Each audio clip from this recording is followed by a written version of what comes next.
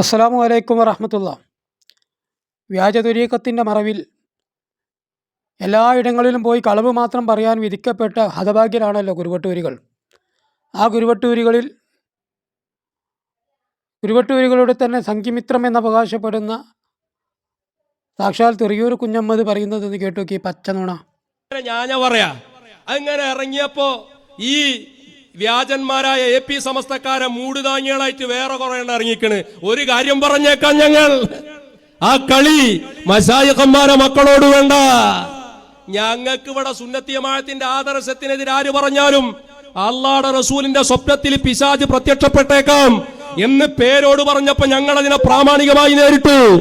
അതേ വാദം ജിഫ്രി മുത്തുക്കോയ തങ്ങൾ പറഞ്ഞപ്പോ ഞങ്ങൾ അതിനെതിർത്തു. അതേ വാദം നജീബ് മൗലവി പറഞ്ഞപ്പോ അതിനെ ഞങ്ങൾ പ്രാമാണികമായി നേരിട്ടു. ഞങ്ങൾക്ക് സുന്നത്തി ജമാഅത്തിന്റെ ആദർശത്തിനെതിരെ പറഞ്ഞാൽ പേരോടും കണക്കാണ്, ജിഫ്രി തങ്ങളും കണക്കാണ്, നജീബ് മൗലവിയും കണക്കാണ്. നിങ്ങൾ ഞങ്ങൾക്കൊരു ചുക്കുമല്ല. മുമ്പ് കാന്തപുരത്തിൻ്റെ മക്കളാണ് കേട്ടോ എന്ന് പറഞ്ഞപ്പോൾ അങ്ങനെ കുറേ നടത്തിന. ഇവ മെഷായഖന്മാരുടെ മക്കളാണ് കേട്ടോ എന്ന് പറയണ്ട. മക്കളെന്നാൽ മാറുമെന്ന് പറയാൻ പറ്റില്ല, എപ്പോഴും മാറാൻ സാധ്യതയുണ്ട്. ജീവനുള്ളവനാണെച്ചെങ്കിൽ ഇവൻ്റെ ആദർശത്തിന് പറഞ്ഞാൽ അപ്പം പറയും. ഇവർക്കൊരു ആദർശമുണ്ട്. ആദർശം എന്താണെന്നൊക്കെ കഴിഞ്ഞ ദിവസങ്ങളിൽ സാബിയത്തുൽ കുഫിരിയ എന്ന് പറഞ്ഞ സ്ഥലത്ത് വെച്ച് അവർ പറഞ്ഞിട്ടുണ്ട്. അവരെന്തിനു വേണ്ടി നടക്കുന്നുവെന്നും എന്താണ് അവരുടെ ഉദ്ദേശമെന്നും ആർക്കാണ് അവർ പിന്തുണ പ്രഖ്യാപിക്കുന്നതെന്നും ഇതൊക്കെ അവർ പറഞ്ഞിട്ടുണ്ട്. അപ്പം അതൊന്നും ഞാൻ അപ്പം പറയുന്നില്ല. ഭരതാംബയുടെ പൂജക്കായി നമ്മൾ ഒരുമിച്ച് കൂടുന്ന ഇതൊക്കെ പറഞ്ഞിട്ടുണ്ടല്ലോ. ഞാൻ അപ്പോൾ അതൊന്നും വിഷയം പറയുന്നില്ല. ഏതാണെങ്കിലും ബഹുമാനപ്പെട്ട ജിഫ്രി മുത്തുക്കോയ തങ്ങളും മൗലാന നജീബ് മുസ്ലിയാരും അതുപോലെ പേരോട് ഉസ്താദും ഒന്നും പറയാത്ത എന്ത് ആദർശത്തിലേക്കാണ് നിങ്ങൾ ജനങ്ങളെ കൊണ്ടുപോകുന്നത്? ആ വന്യവയോധികരാകുന്ന പണ്ഡിതന്മാരെ സംബന്ധിച്ച് പച്ച നുണ പറയുക എന്നല്ലാതെ നിങ്ങൾക്ക് എന്താണ് ഉദ്ദേശമുള്ളത്? അവർ പറയാത്ത, അവർ പോലും ജീവിതത്തിൽ അറിയുക പോലും ചെയ്യാത്ത ഓരോ ആരോപണങ്ങൾ. നീ പറയുന്നത് പോലുള്ള ഒരു ആരോപണം ഈ 3 മഹാന്മാരും പറഞ്ഞിട്ടില്ല, ലോകത്ത് ഒരു പണ്ഡിതനും പറഞ്ഞിട്ടില്ല. അവരെന്താ പറഞ്ഞതെന്ന് ഞമ്മക്കറിയാം. അവരെ വിശ്വസിച്ച് അവരെ നേതാക്കളെ അംഗീകരിക്കുന്ന പാവപ്പെട്ട അണികൾക്കറിയാം അവരെന്താ പറഞ്ഞത് എന്ന്. മിത്രങ്ങൾക്ക് വേണ്ടി ദിന്ദാബാദ് വിളിക്കുന്ന എനിക്കത് തിരിഞ്ഞിട്ടുണ്ടാവില്ല. എനിക്ക് മിത്രങ്ങളുടെ പണിയാണല്ലോ ഇപ്പോൾ കുറച്ച് കാലമായിട്ടുള്ളത്, അതുകൊണ്ട് എനിക്ക് തിരിയാതെ പോയതാണ്. ഹബീബരായ റസൂലുള്ളാഹി സ്വല്ലല്ലാഹു അലൈഹി വസല്ലമ തങ്ങൾക്ക് പിശാചിൻ്റെ രൂപത്തിൽ വരാൻ പറ്റുമെന്ന്, എനിക്ക് പിശാചിന് റസൂലുള്ളാഹിൻ്റെ രൂപത്തിൽ വരാൻ പറ്റുമെന്ന് ഇവരാരെങ്കിലും പറഞ്ഞതായി നിങ്ങളെ കൂട്ടത്തിൽ എൻ്റെ അതേ ഭാഷയിൽ പറഞ്ഞാൽ ഹലാലായ തന്തയ്ക്ക് ജനിച്ച ഏതെങ്കിലും ഒരുത്തന് തെളിയിക്കാൻ കഴിയും? എനിക്കതേലും കഴിയില്ല. അങ്ങനെ ഹലാലായതല്ല എന്നുള്ളതാണ് പല ആളുകളും പറഞ്ഞു വരുന്നത്. എൻ്റെ കൂട്ടത്തിലുള്ള വേറെ ആരൊക്കെങ്കിലും കഴിയുമോ ഇങ്ങനെ പറഞ്ഞതായി? ബഹുമാനപ്പെട്ട മൗലാന പേരൂർ ഉസ്താദും മുത്തുക്കോയ തങ്ങളും നജീബ് ഉസ്താദും പറഞ്ഞത് എന്താണ്? ഒരു ഷെയ്ത്താൻ, അത് കുരുവട്ടൂരിൻ്റെ രൂപത്തിലുള്ള ഷെയ്ത്താൻ ചാറ്റോ, ഞാൻ നബിയാണ് എന്ന് പറയാൻ കഴിയും, ഞാൻ റസൂലാന്ന് പറയാൻ കഴിയും. അതിന് സ്വപ്നത്തിനും പറ്റും, സ്വപ്നം ഇല്ലാത്തപ്പോഴും കഴിയും.